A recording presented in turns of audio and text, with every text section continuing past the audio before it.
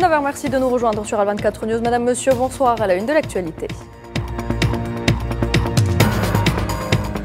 Génocide à Raza, l'armée d'occupation sioniste fait une dizaine de victimes dans un nouveau bombardement sur le quartier d'Azzaïtoun.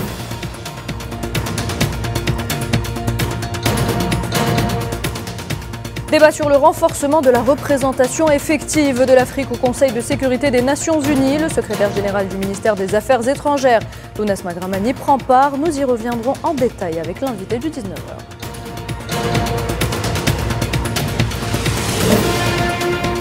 Le Premier ministre Nader El-Arbaoui s'entretient au palais du gouvernement avec son homologue nigérien, Ali Mahaman Lamine Zein, en visite officielle en Algérie.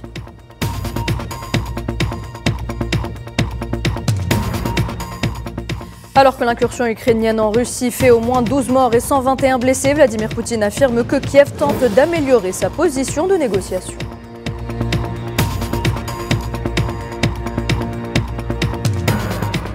Et puis l'aide humanitaire s'organise autour des évacués des régions frontalières de Koursk.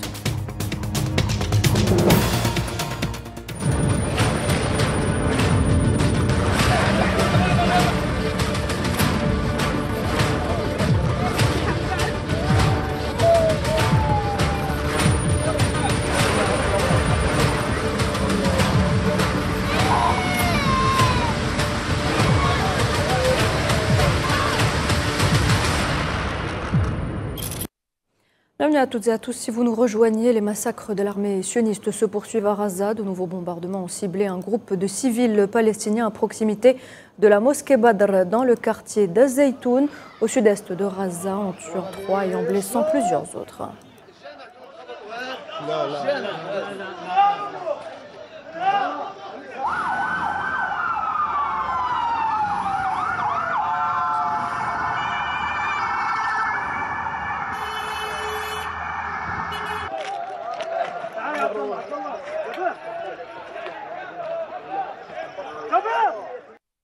Les corps de 3 martyrs palestiniens ont également été retrouvés à Rafah, au sud de l'enclave palestinienne. Les victimes ont péri dans un énième bombardement de l'occupation.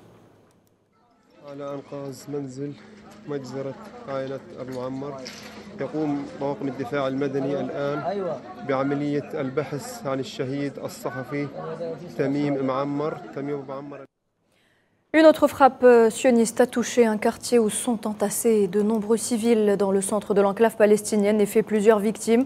Les secours dépêchés sur place n'ont pas réussi à sortir toutes les victimes de sous les décombres et parmi ces victimes se trouve un enfant décapité par l'explosion. Si son corps a été retrouvé, sa tête reste pour l'heure introuvable.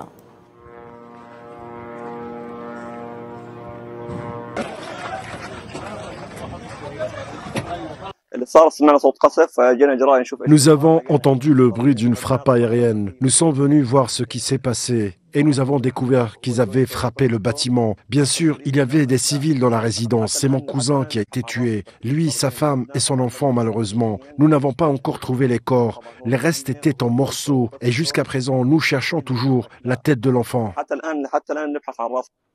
Et avec ces nouveaux massacres, le bilan des victimes du génocide sioniste s'élève aujourd'hui à 39 897 martyrs et 92 152 blessés, en majorité des femmes et des enfants.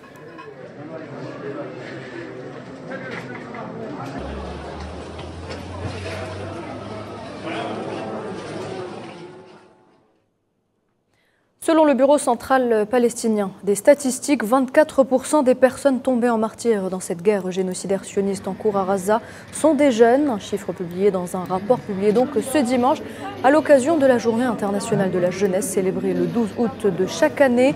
Le rapport prévoit également que le taux de croissance démographique de Raza diminuera considérablement, passant d'environ 2,7% en 2023 à environ 1% en 2024, suite à une baisse spectaculaire du taux de natalité due à l'agression sioniste en cours.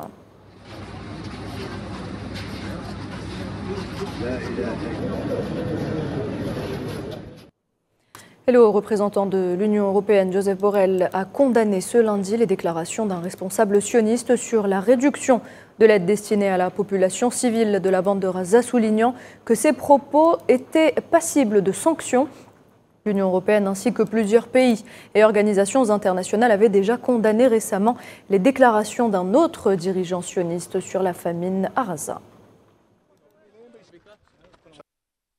Alors que le monde entier réclame un cessez-le-feu dans la bande de Gaza, le dénommé Ben Gvir appelle à couper le carburant et l'aide aux civils. Il s'agit d'une incitation au crime de guerre. Les sanctions doivent figurer à l'ordre du jour de l'UE. Cette déclaration du responsable sioniste selon laquelle il pourrait être justifié et moral de laisser l'entité sioniste faire mourir de faim 2 millions de civils est plus qu'ignominieuse.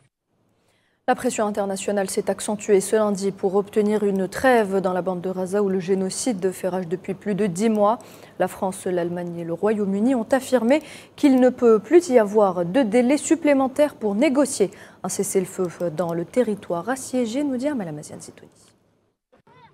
Dans une déclaration commune, la France, l'Allemagne et le Royaume-Uni ont affirmé que l'agression sioniste en cours dans la bande de Gaza doit cesser, appelant aussi à la libération des prisonniers. Les déclarations font suite à la demande dimanche du mouvement de la résistance palestinienne Hamas d'appliquer le plan en 3 phases. Ce plan présenté fin mai par le président américain Joe Biden pour un cessez-le-feu au lieu de participer à de nouveaux cycles de négociations ou d'introduire de nouvelles propositions.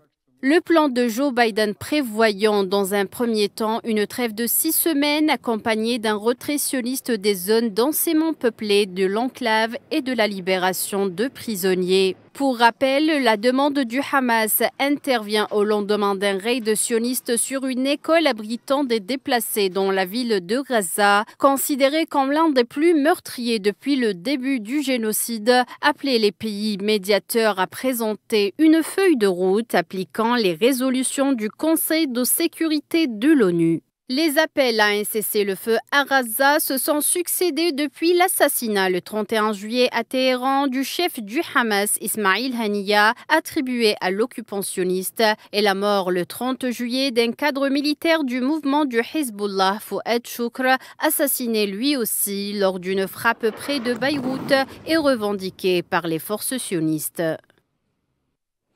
En Cisjordanie occupée, les campagnes d'arrestation s'intensifient de jour en jour. 12 civils palestiniens ont d'ailleurs été arrêtés dans différents gouvernorats. Des femmes et des enfants se trouvent une fois de plus parmi les détenus.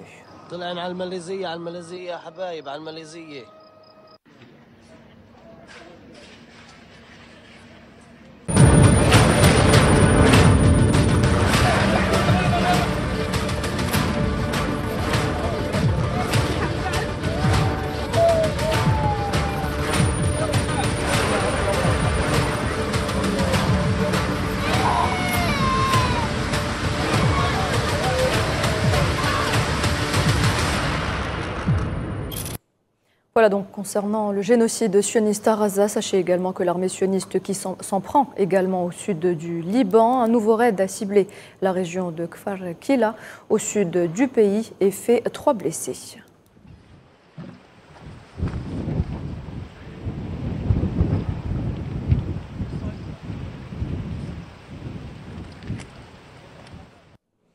L'ancien chef de la diplomatie iranienne et architecte de l'accord sur le nucléaire côté iranien, Mohammad Javad Zarif, a démissionné de ses fonctions d'adjoint au président dans les affaires stratégiques. C'est ce qu'il a annoncé ce lundi sur la plateforme X. Zarif, qui avait été nommé à ce poste début août par le président Massoud Pezeshkian, a récemment donc élu, a dit avoir démissionné pour éviter tout soupçon de perturber le travail du gouvernement.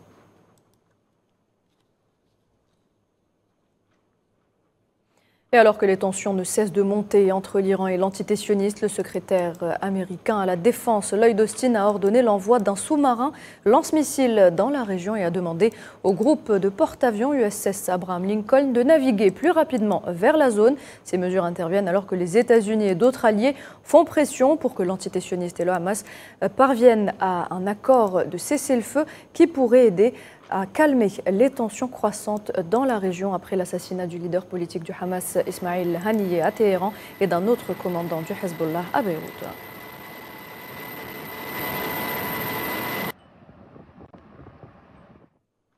Retour à présent sur le continent pour la suite de cette édition.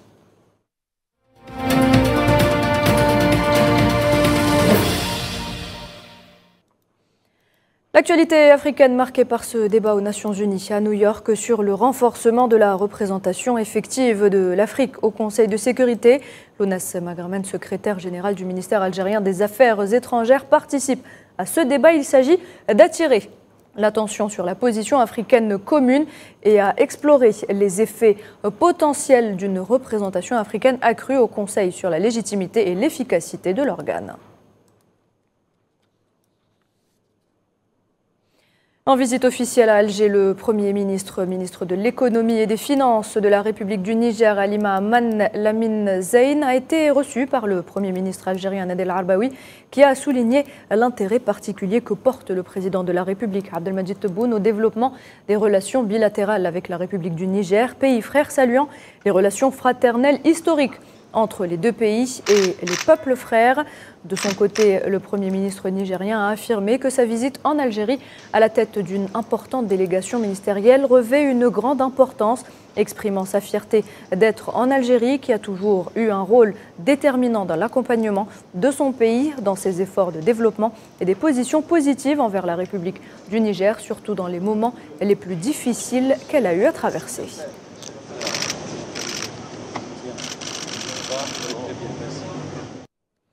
Le président de l'Assemblée populaire nationale, Brahim Bourali, a de son côté été reçu ce lundi à Kigali par le président du Sénat rwandais, Kalinda François Xavier. La rencontre s'est tenue en marge de la participation de Bourali en qualité de représentant du président de la République, Abdelmadjid Tebboune, à la cérémonie d'investiture du président de la République du Rwanda, Paul Kagame. Brahim Bourali a souligné l'importance de l'ouverture par l'Algérie de son ambassade à Kigali pour le renforcement des relations bilatérales et l'extension des domaines de coopération entre les deux pays, mettant en avant les résultats positifs de la visite effectuée au Rwanda par le général d'armée Saïd Chengreha, chef d'état-major de l'armée nationale populaire, qui reflète, a-t-il dit, l'engagement de l'Algérie en faveur des efforts de paix et de sécurité dans la région des Grands Lacs et dans le continent africain en général. Et puis évoquant la question du Sahara occidental, le président de l'APN a salué le soutien du Rwanda au droit du peuple sahraoui à l'autodétermination, fustigeant par là même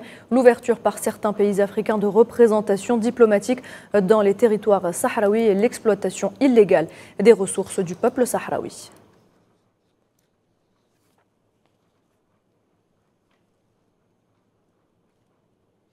La délégation algérienne ayant pris part aux Jeux Olympiques de Paris 2024 clôturés dimanche soir en France a regagné Alger ce lundi, auréolé de 3 médailles dont 2 en or, composées notamment de 3 athlètes médaillés, à savoir Kylian Oumour, Iman Khalif et Jamel Sedjati, ainsi que du staff technique. La délégation algérienne a été accueillie à l'aéroport Ouali Boumediene par le ministre de la Jeunesse et des Sports, Abdelrahman Hamad, accompagné de responsables civils et militaire.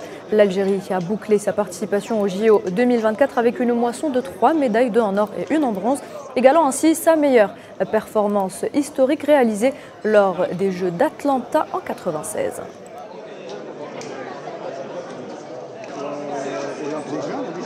أولاً وقبل كل شيء نشكر الله عز وجل على هذه التتويجات. Je tiens tout d'abord à remercier Dieu pour cette médaille et ce bonheur. Il est clair que ce que je vis est un rêve que j'aspirais à réaliser depuis 8 ans. Dieu merci, aujourd'hui nous sommes médaillés et nous sommes de retour dans notre pays avec Kelia et Jamel Sedjati. Nous sommes extrêmement heureux de partager ce moment avec nos familles. Dieu merci pour cette joie. En tant qu'athlètes, nous avons tout donné et nous étions présents sur tous les fronts et on a offert à l'Algérie les plus belles médailles. Je suis très fière d'avoir apporté cette première médaille et je remercie tout le monde. Je remercie le président de la République, je remercie le ministre, ma famille, mes coachs et vraiment très très contente d'avoir pu rapporter cette médaille. Dieu merci, nous avons pu réaliser de très bons résultats honorables pour l'Algérie. Nous avons vécu des jours historiques avec tous les athlètes ayant participé aux Jeux Olympiques. Je tiens à féliciter mes 2 collègues pour leurs 2 médailles d'or. J'ai pu décrocher quant à moi une médaille de bronze. C'est un honneur pour l'Algérie et pour nous tous. Nous sommes très fiers, en particulier à Paris. Nous avons voulu hisser notre drapeau et nous avons tout donné. Je remercie le président de la République, Abdelmadjid Tebboune, qui a tenu à nous féliciter personnellement.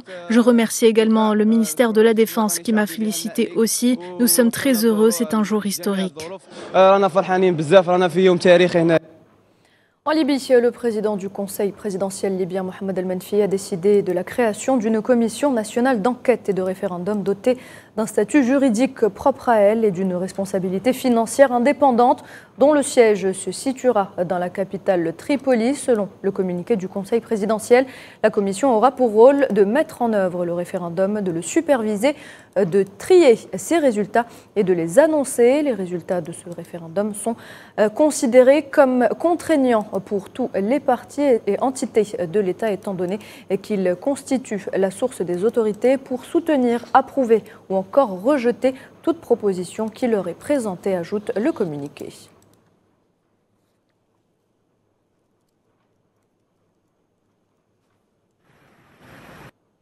La Libye, où de fortes pluies ont provoqué d'importantes inondations dans la région de Koufra, située au sud-est du pays, et ont causé des dégâts considérables. Ces scènes rappellent l'effondrement d'une série de barrages à Darna en septembre dernier, ce qui a tué des milliers d'habitants de la ville.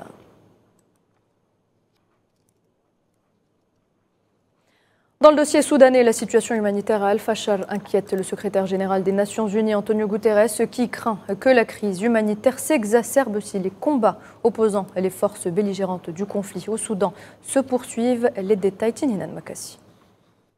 Les affrontements violents autour de points stratégiques dans la ville d'El-Fasher au Soudan et leurs répercussions sur les civils continuent à inquiéter les Nations Unies. La situation est telle qu'elle a fait réagir dimanche le porte-parole adjoint du secrétaire général de l'ONU, Antonio Guterres. Depuis quelques semaines, les belligérants au Soudan, les forces de soutien rapide, les FSR et l'armée soudanaise se livrent à des batailles au Darfour du Nord, particulièrement à El-Fasher, soumise au siège des forces de soutien rapide. Une situation qui interpelle les Nations Unies, surtout que la famine a été déclarée par les agences onusiennes dans cette région du pays.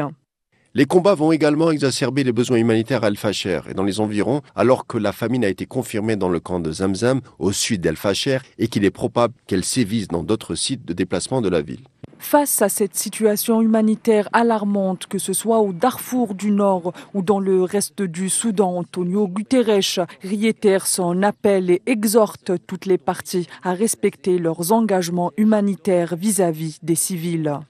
Le secrétaire général appelle toutes les parties à respecter leurs obligations en vertu du droit humanitaire international, à protéger les civils, à leur permettre de circuler en toute sécurité et à faciliter un accès humanitaire rapide et sans entrave. Depuis le début du conflit, le 15 avril 2023, la communauté internationale insiste sur la nécessité de parvenir à un cessez-le-feu rapide dans le pays. Des vœux qui pourraient se réaliser dans les prochains jours. Et pour cause, le 14 août prochain, des discussions doivent débuter à Genève pour voir dans quelle mesure il est possible d'obtenir un cessez-le-feu. Des discussions proposées par la Suisse et l'Arabie Saoudite avec la médiation des États-Unis en présence de l'Union africaine. Cela dit, l'espoir reste encore à l'ordre du jour, en dépit de l'échec qu'il y a quelques mois à Jeddah lors de pourparlers conduits par les diplomaties américaines et saoudiennes. La présidente du Comité international de la Croix-Rouge dit espérer que les pourparlers sur le Soudan, qui doivent commencer cette semaine en Suisse, déboucheront sur des mesures humanitaires très concrètes. En réponse aux questions des journalistes, Margina Spoljirak a réclamé l'instauration de mesures humanitaires très concrètes qui contribueront à instaurer la confiance et à lever certains des obstacles immédiats à la conclusion d'un accord de cessez-le-feu.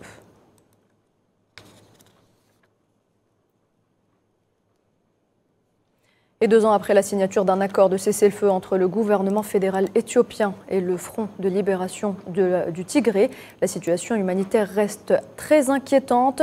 Les déplacés du conflit vivent entassés dans des camps toujours en attente d'une aide indispensable à leur survie. Nariman Zekar. Entassés dans des tentes ou dans des écoles au milieu de nulle part, ils sont les oubliés d'un conflit ayant fait entre 2020 et 2022 plus de 600 000 victimes selon l'Union africaine. L'insécurité persistante empêche les personnes qui ont fui leur maison de revenir, alors même que les organisations humanitaires réduisent leurs opérations et que l'aide essentielle est plus difficile à obtenir.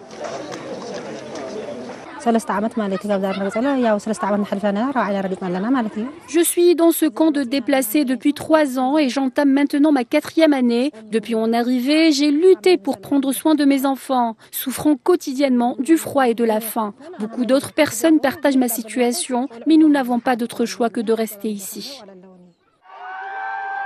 Pendant 2 ans, les Éthiopiens de la région du Tigré ont vécu les pires horreurs. Meurtres en masse, actes de torture, viols systématiques à grande échelle. Les experts dressent un tableau glaçant des crimes de guerre perpétrés dans la région durant le conflit. Aujourd'hui, perdus dans l'incertitude, les déplacés se trouvent dans une situation de désespoir profond.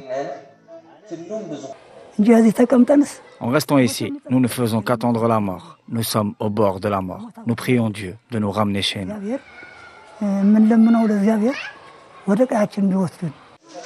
L'aide humanitaire se fait rare et les listes d'attente pour recevoir des sacs de blé sont très longues. Certains Éthiopiens n'ont rien reçu depuis des mois. Ils n'en peuvent plus de cette vie dans la précarité la plus extrême. Actuellement, nous sommes au bord du désespoir. Je n'ai pas reçu d'aide humanitaire depuis 5 à 6 mois. Ils enregistrent nos noms, mais nous disent ensuite que nous ne sommes pas sur la liste. Seules quelques personnes reçoivent de l'aide. Même si les armes se sont tues il y a près de 2 ans, le Tigré occidental reste largement inaccessible aux agences humanitaires. S'ajoute à cela la sécheresse qui a rendu des terres autrefois fertiles totalement arides. La famine aujourd'hui guette de très près les 1 million d'Éthiopiens déplacés.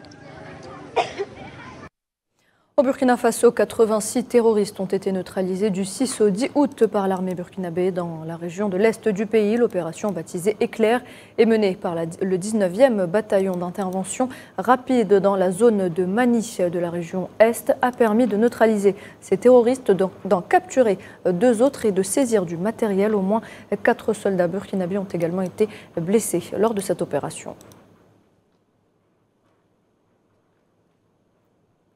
Le bilan des 2 attaques attribuées aux rebelles ADF affiliés au groupe terroriste Daesh dans l'est de la République démocratique du Congo a grimpé à au moins 18 morts et 14 disparus, a-t-on appris ce dimanche de sources locales. Les attaques ont eu lieu samedi sur le territoire de Béni, dans la province troublée du Nord Kivu.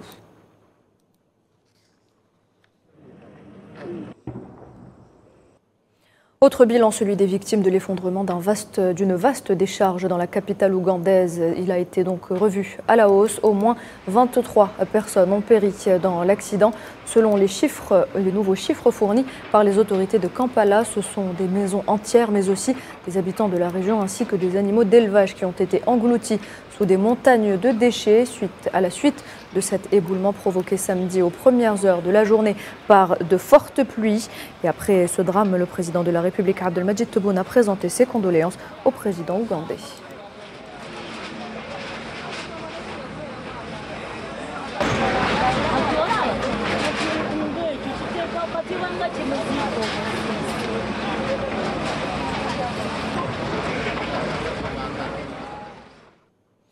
L'ONG espagnole Open Arms a secouru 44 migrants en mer au large de la côte sud de l'île italienne de Lampedusa ce dimanche 11 août. Parmi les personnes secourues se trouvaient 5 femmes, 3 enfants et un bébé.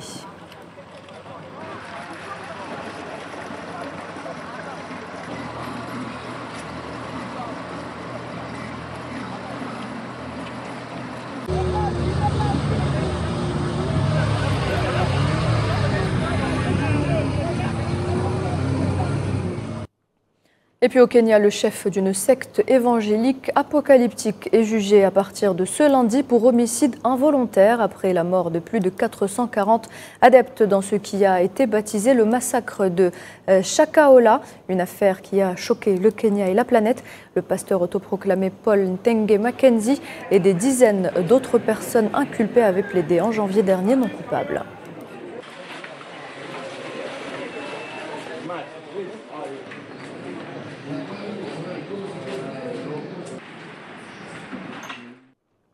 Tout autre chose à présent, l'incursion de l'armée ukrainienne se poursuit dans la région russe frontalière de Koursk. Au moins 12 civils ont été tués et 121 autres ont été blessés selon le gouverneur par intérim de la région.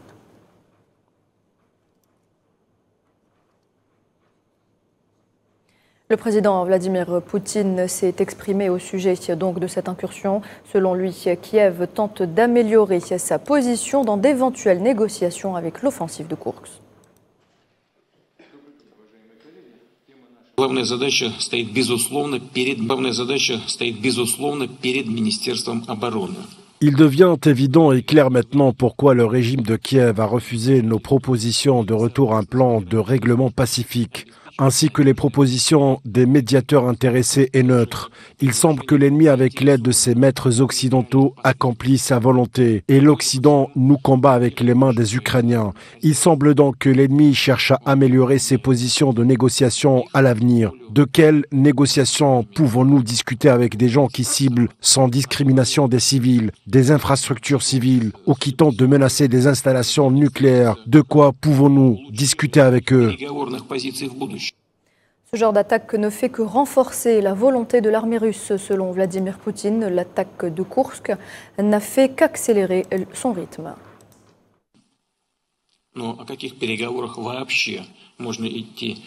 De telles actions suivent bien sûr un objectif militaire tracé, à savoir arrêter l'offensive de nos troupes pour libérer complètement le territoire des républiques populaires de Louhansk et Donetsk, le territoire de la Nouvelle-Russie. Et alors, que se passe-t-il sur les lignes de front? Quels sont les résultats? Ils pensent que le rythme des opérations offensives de nos forces armées russes, des volontaires et des vétérans a ralenti. Au contraire, il s'est accéléré. Nos forces armées avancent sur toute la ligne de front. L'ennemi recevra certainement une réponse digne de ce nom et tous nos objectifs seront sans aucun doute atteints.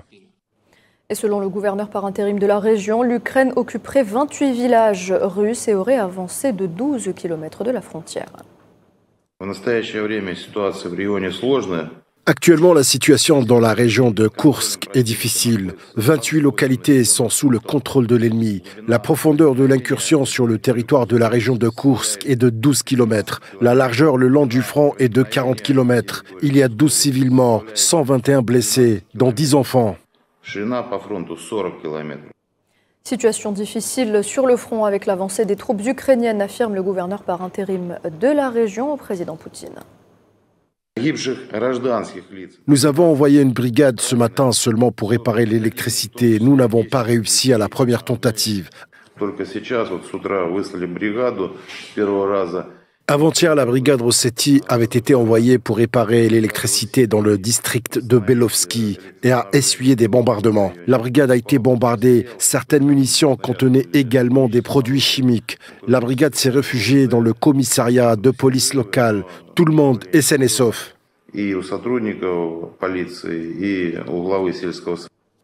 La mobilisation des citoyens russes pour venir en aide aux personnes concernées ne faiblit pas entre collecte d'aide et distribution de dons. Selon les estimations des autorités russes, quelques 76 000 personnes ont déjà été évacuées, Souila Akilal.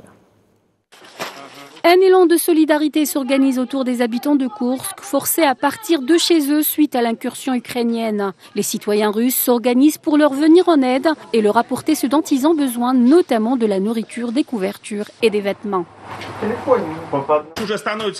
Les nuits deviennent plus froides. Il faut donc des couvertures chaudes, des vêtements chauds et bien sûr des produits ménagers.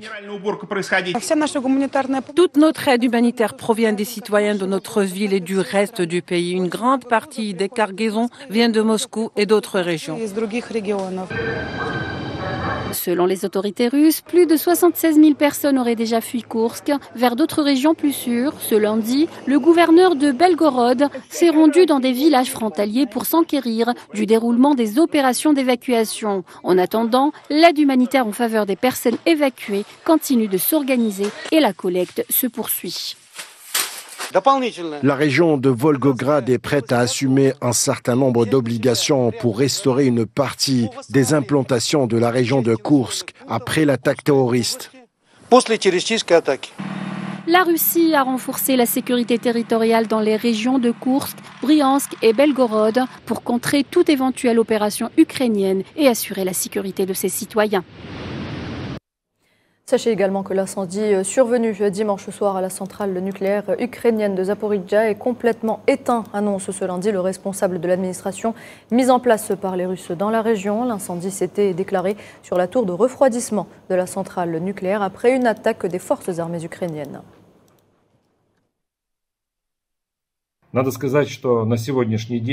Je dois dire qu'à ce jour, toutes les unités d'urgence sont prêtes. L'incendie a été maîtrisé. Le rayonnement de fond est normal et les conséquences de l'incendie n'affecteront pas le fonctionnement de la station elle-même. Le 11 août, le régime de l'Ukraine et de l'OTAN a de nouveau attaqué la centrale nucléaire de la ville d'Energodar après une frappe avec un drone équipé d'un dispositif incendiaire. Un incendie s'est déclaré dans l'une des tours de refroidissement de la centrale nucléaire. Lors d'une de mes rencontres avec le président Vladimir Poutine, il a ordonné d'élever la vigilance portée aux infrastructures stratégiques, dont fait partie la centrale nucléaire. Une série de décisions ont été prises qui nous permettent de travailler en toute sécurité dans la région de Zaporijia et de réagir à temps à toutes les difficultés créées par l'ennemi. La Biélorussie déploie une lourde artillerie à la frontière russo-ukrainienne, déjà impliquée dans la guerre. Minsk, on s'en souvient, avait permis que son territoire soit utilisé par Moscou pour ses opérations en Ukraine. La Biélorussie accuse l'Ukraine de violer son espace aérien par le survol de drones et à renforcer ses capacités militaires aux frontières. On craint que prochainement des cibles militaires biélorusses soient visées. Karim Bouaziz.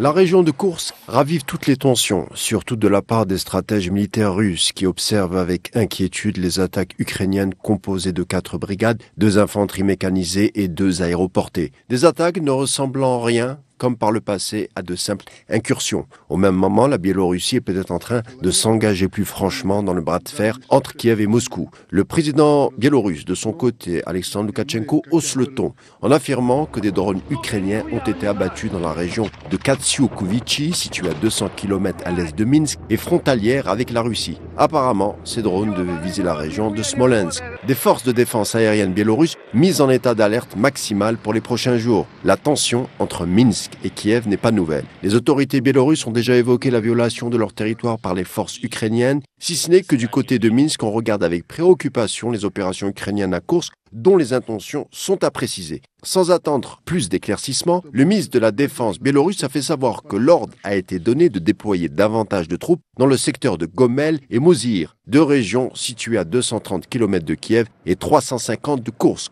Un déploiement sans précédent puisqu'on compte mobiliser des forces terrestres, des forces de missiles, y compris des systèmes de missiles polonaises et Iskander. Du côté de Kiev, pour l'heure, le seul directeur de centre de la lutte contre la désinformation a réagi aux mesures militaires de Minsk, une simple tactique de diversion visant à aider Moscou, selon lui. En Grèce, le feu se rapproche d'Athènes. La protection civile grecque a ordonné l'évacuation de nouvelles localités de la banlieue nord-est de la capitale avec celle de la ville de Marathon et de 8 villages la veille. Face à donc un violent incendie qui a démarré dimanche, le gouvernement demande de l'aide à l'Union européenne.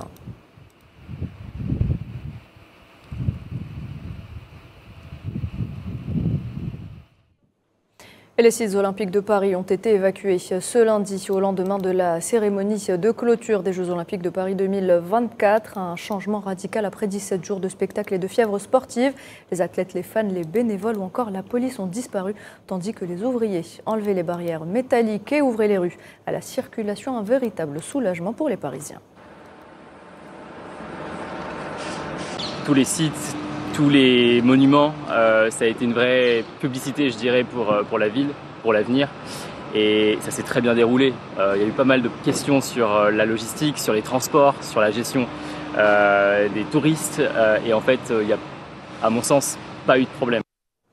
Une dernière information avant de passer à l'invité de ce 19h. Les moteurs de l'avion qui s'est écrasé ce vendredi à Vinedo, ville située à quelques 80 km au nord-ouest de Sao Paulo, capitale économique du Brésil, ont pu être récupérés et ont été envoyés à Sao Paulo pour examen. Le Centre d'investigation et de prévention des accidents aéronautiques du Brésil a ouvert une enquête et a entrepris l'analyse de 2 boîtes noires. Il prévoit de publier dans un délai estimé de 30 jours un rapport préliminaire sur cet accident qui a fait, on le rappelle, 62 victimes.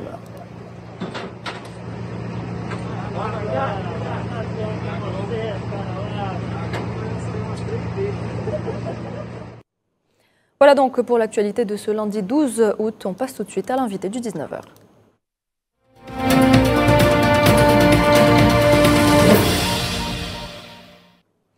Et pour cette partie, j'ai le plaisir d'accueillir avec moi sur le plateau Sami Qaïdi. Bonsoir. Bonsoir. Alors vous êtes journaliste au quotidien El Moudjahid. Merci d'avoir fait le déplacement, d'avoir accepté notre invitation. Merci pour votre invitation. Alors ce soir, Sami, si on s'intéresse à ce renforcement de la représentation de l'Afrique au Conseil de sécurité, c'est au cœur d'un débat aux Nations Unies à New York. Donc ce lundi, le secrétaire général du ministère algérien des Affaires étrangères, M. Lounas Magraman, était présent. On l'écoute et on en parle juste après.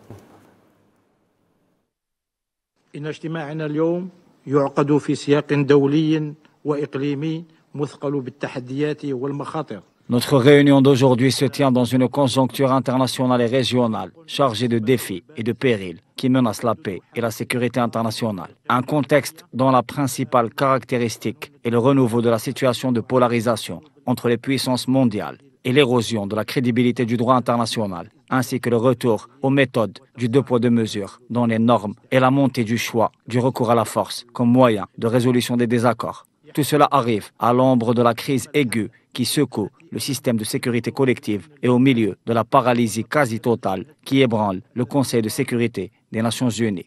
Et ces échecs consécutifs à mettre fin ou même à freiner les politiques du fait accompli et les mesures unilatérales, ainsi que la subordination de l'intérêt du faible à celui du fort et la mise en œuvre de protection et de couverture politique pour les comportements infâmes des oppresseurs aux dépens des droits légitimes des opprimés. Devant cette situation de crise, la communauté internationale arbore la position de spectateur devant la succession des crises et leur intensification sous une forme inédite, ce qui empêche la possibilité d'action efficiente et l'élaboration de solutions correspondant aux impératifs de la concrétisation de la sécurité et de la stabilité globale. Notre continent africain a souffert énormément de cette réalité douloureuse et chrysogène qui s'impose avec force, particulièrement dans la zone sahélo-saharienne, où les défis sécuritaires, développementaux et humanitaires ont pris des proportions dangereuses et préoccupantes. Et cela survient à l'ombre de la multiplication des ingérences étrangères avec leurs intérêts antagonistes, ainsi que de l'aggravation du phénomène du terrorisme et du crime organisé, en plus de la profusion des zones de tension et du renouveau du phénomène des changements non constitutionnels de gouvernement, ce qui nous rappelle une période historique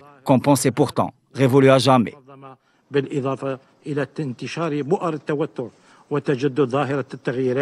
غير الدستورية في الحكومات مما أعاد إلى الأذهان فترة تاريخية كنا نظن أنها قد ولت.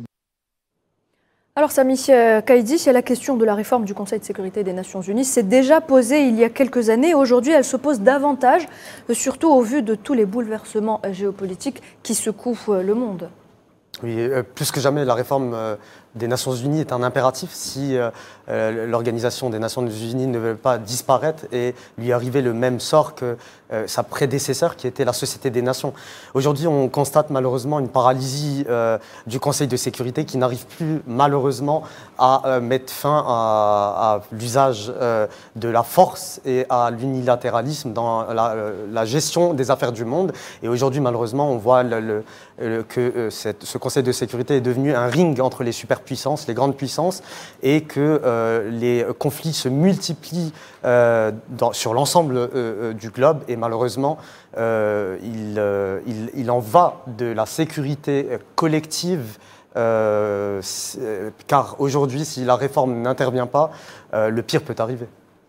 D'accord. Nous avons Sami Qaïdi, nous avons le dossier sahraoui, un dossier de décolonisation en suspens depuis très longtemps. Nous avons également le problème de la Libye, rester sans gouvernement central, la guerre au Soudan. Il y a également le génocide qui se déroule à Gaza en ce moment. Autant de dossiers qui remettent finalement au goût du jour cette nécessité de réformer cette instance onusienne qui, semble-t-il, a failli à sa mission de maintien de la sécurité et de la paix. Oui, elle a complètement failli à sa mission, et pire que cela, c'est-à-dire que les membres permanents de ce Conseil, certains membres, au lieu de s'assurer du respect scrupuleux du droit international, le piétinent. On le voit en l'occurrence dans la question du Sahara occidental occupé, on le voit également sur Gaza, où Par exemple, de nombreux pays, dont le nôtre, l'Algérie, a multiplié les efforts pour mettre fin à un génocide qui a lieu sous nos yeux. Et malheureusement, le veto de certaines nations empêche tout règlement pacifique de ce qui se passe actuellement en Palestine occupée. Vous savez, cette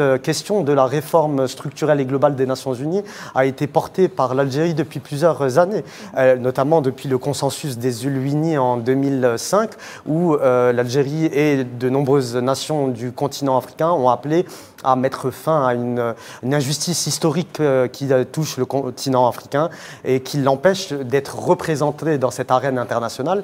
Et pour cela, l'Algérie et de nombreuses nations africaines ont proposé que le continent africain soit représenté par 4 nouveaux membres, donc 2 permanents avec le droit de veto et 2 autres en leur qualité de membres non permanents. Aujourd'hui, on a pu aussi constater que l'Algérie et la Sierra Leone et le Mozambique, qui sont les 3 membres non permanents du continent africain actuellement au Conseil de sécurité pour la période 2024 et 2025, ont demandé l'accélération de cette réforme structurelle et globale. Cette réforme a été aussi rappelée par le président de la République, M. Abdelmajid Tebboune, lors de son discours l'année dernière, en septembre 2023 pour l'Assemblée générale des Nations Unies. Aujourd'hui, elle s'impose parce que le Conseil de sécurité est devenu un jeu à somme nulle. Il est dans une paralysie absolue, il n'est plus en mesure de stopper et de maintenir la paix et la sécurité et la stabilité du monde. Et aujourd'hui, le pire peut arriver dans la mesure où de nombreux experts géopolitiques internationaux affirment le fait qu'on est plus que jamais au bord d'un conflit mondial. Donc en d'autres termes, vous dites, Sami Kaidi, que l'Afrique aujourd'hui, qui a le plus, on le rappelle, le plus de membres à l'Assemblée générale, est en droit d'avoir plus de voix qui la représentent au Conseil de sécurité en tant que membre permanent. C'est un impératif dans la mesure où, actuellement, le Conseil de sécurité des Nations Unies fonctionne avec un modus operandi qui n'est absolument pas démocratique. Sur le plan démocratique, un État est égal à une voix. Or, actuellement, le Conseil de sécurité fonctionne avec des membres non permanents et permanents.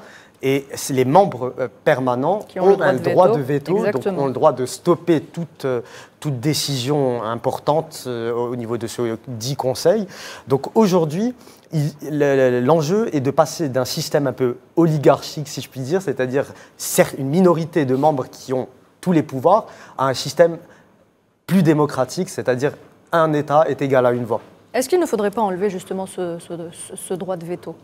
Aujourd'hui, le droit de veto est une des problématiques qui touchent le Conseil de sécurité. C'est-à-dire qu'aujourd'hui, lorsque, par exemple, des membres des États ne respectent pas, ne se conforment pas au droit international, eh bien, ils peuvent se protéger par le soutien d'un membre permanent qui va utiliser... Un allié qui est membre permanent. Tout à fait, un allié qui va utiliser ce droit de veto et protéger ces États-là du respect du droit international. Ce qui me choque particulièrement, c'est de voir qu'aujourd'hui, au niveau des Nations Unies, le monde ne peut pas mettre un terme à la folie de l'entité sioniste qui aujourd'hui multiplie ces crimes ignominieux, qui aujourd'hui est en train de perpétrer des paroles même de la rapporteuse des Nations Unies, un génocide en Palestine occupée. Et malheureusement, la planète est en train de voir et l'histoire jugera et nous jugera, comme l'a dit aussi notre représentant aux Nations Unies. Alors, Sami Kaidi, depuis la fin de la Seconde Guerre mondiale, le monde a assisté à l'émergence d'une communauté internationale bâtie, comme vous le disiez tout à l'heure, bâtie sur la puissance et les tiraillements de la guerre froide, ce qui a laissé très peu de place pour l'Afrique et son droit à s'exprimer. Est-ce que c'est une injustice qu'il va falloir réparer aujourd'hui en 2024 ? L'exclusion, entre guillemets, j'emploie ce terme, de l'Afrique au sein du Conseil de sécurité des Nations Unies. L'Afrique est exclue. Tout à fait. C'est une exclusion en bonne et due forme, est une injustice monstre et inadmissible qui doit être impérativement rétablie. Aujourd'hui, on demande constamment à l'Afrique de se mobiliser sur la scène internationale, de participer aux grands forats, notamment sur les questions climatiques, etc. Mais il est inadmissible qu'on l'exclue sur l'essentiel, c'est-à-dire qu'on demande à l'Afrique de faire de la figuration et qu'on l'exclue pour les questions centrales de la gestion des affaires du monde. Alors il ne faut pas non plus perdre de vue le débat du jour qui a pour objectif non seulement de réparer les injustices faites à l'Afrique et donc aller vers une représentativité, mais elle a aussi pour but de préparer le terrain pour le sommet de l'avenir prévu en septembre prochain et au cours duquel un document final sera adopté, un avenir où tout le monde devrait prendre part, y compris l'Afrique, et j'entends par là le Sud global notamment. Sami Kaidi, un avenir où l'exclusion n'est plus permis. Oui, tout à fait, parce qu'aujourd'hui, on constate qu'il y a une véritable révolution. C'est-à-dire qu'on est en train d'assister à un changement structurel et global du système international et des relations internationales. Et aujourd'hui, l'unilatéralisme, c'est-à-dire d'un bloc occidental qui peut dicter sa politique au reste du monde, est définitivement fini. On l'observe constamment et quotidiennement dans différentes scènes de ce monde. Et aujourd'hui, plus que jamais, on se dirige vers une gestion du monde qui est plus multilatérale, qui est plus inclusif et qui englobe tout le monde. Donc, à présent, cette gestion désuète des affaires du monde ne peut plus tenir. Et elle craquelle de toutes parts, d'ailleurs. Une dernière question avant de vous laisser filer, Sami Kaidi. Alors, au vu des derniers développements sur le continent africain, mais aussi au Moyen-Orient, les injustices et dans le jugement et dans le traitement font réagir les groupes régionaux du Sud qui aujourd'hui voudraient finalement reprendre la place qui aurait dû leur revenir de droit depuis la création de l'ONU. Oui, tout à fait, parce que la création de l'ONU s'est faite finalement de façon partiale, si on peut le dire tel quel, dans la mesure où c'est ce qu'on a appelé les vainqueurs de la Seconde Guerre mondiale qui ont finalement dicté les règles du droit international. Certains d'entre eux... c'est resté un cercle fermé auquel personne assez oligarchique, ne pouvait... c'est-à-dire une minorité qui va décider pour le reste du monde. Aujourd'hui, ce n'est plus concevable, ce n'est plus même... tenable finalement.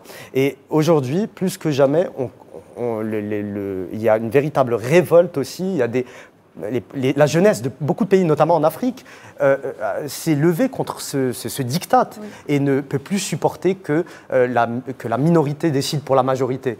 Et aujourd'hui, encore une fois, vous avez parlé aussi du Moyen-Orient, la situation est gravissime. Il y a une entité sioniste qui multiplie ses crimes, qui provoque de nombreux pays, qui est un sujet de déstabilisation profonde et majeure dans la région, et qui se permet de faire ce que personne ne peut faire. Très bien. Merci Sami Kaidi, merci pour cet éclairage. Je rappelle que vous êtes journaliste au quotidien Al-Moudjahid. C'est ça. Merci beaucoup. Parler de la France et de Paris, et plus précisément, nous fait penser à la fin de l'année 2023 avec ses allures de capitale des punaises de lit. Leur éradication a été rendue difficile par leur recrudescence, susceptible d'arriver dans les pays participants à ce rendez-vous sportif planétaire. Eh bien, plusieurs d'entre eux ont donc activé une vigilance à la hauteur de cet insecte très nuisible, à l'image de la Corée du Sud qui a dépêché un chien renifleur dans son aéroport international. Malgré son air rassurant, sa petite taille et son aspect mignon, le Beagle a fait des punaises de lit une affaire personnelle. Reportage Maria Chouillère. Fin 2023, un vent de panique souffle sur l'Hexagone. Les punaises de lit ont envahi plusieurs villes de France. Après plusieurs mois de campagne de désinfection et désinsectisation, Paris, la capitale, organise les Jeux Olympiques et accueille des nationalités diverses en juillet 2024. La Corée du Sud, l'un des participants aux Olympiades, a été confronté aux punaises de lit à maintes reprises, raison pour laquelle les autorités ont pris des mesures de précaution en amont. L'une d'elles, un chien renifleur pour déloger la punaise de lit. Récemment, il y a eu cet événement sportif international à Paris pendant une saison estivale très chaude. Par conséquent, le nombre de punaises de lit qui entrent dans notre pays est susceptible d'augmenter. Et c'est pourquoi une campagne conjointe a été lancée avec le ministre concerné pour prévenir activement la présence de punaises de lit.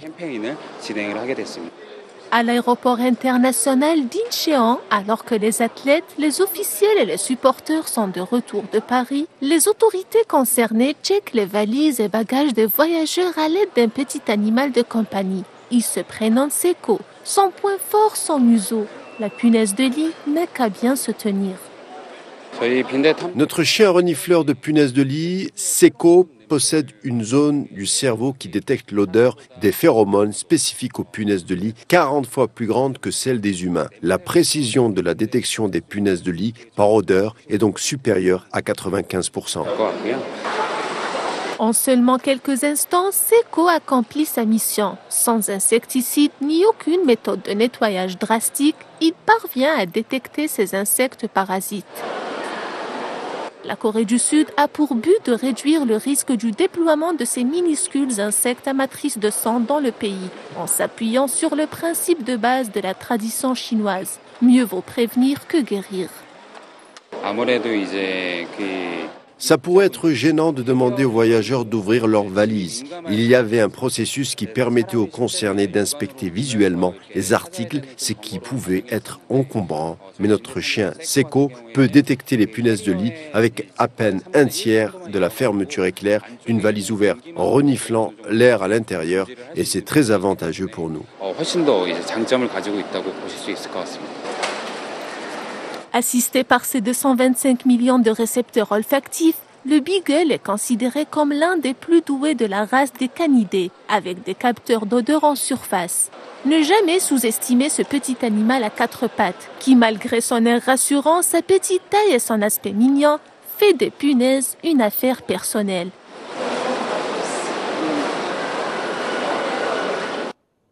Très beau chien, le Beagle. C'est la fin de cette édition. Merci de l'avoir suivi. Demain, vous retrouverez Abdelkader Edrieff pour le 19h Info. Très bonne soirée.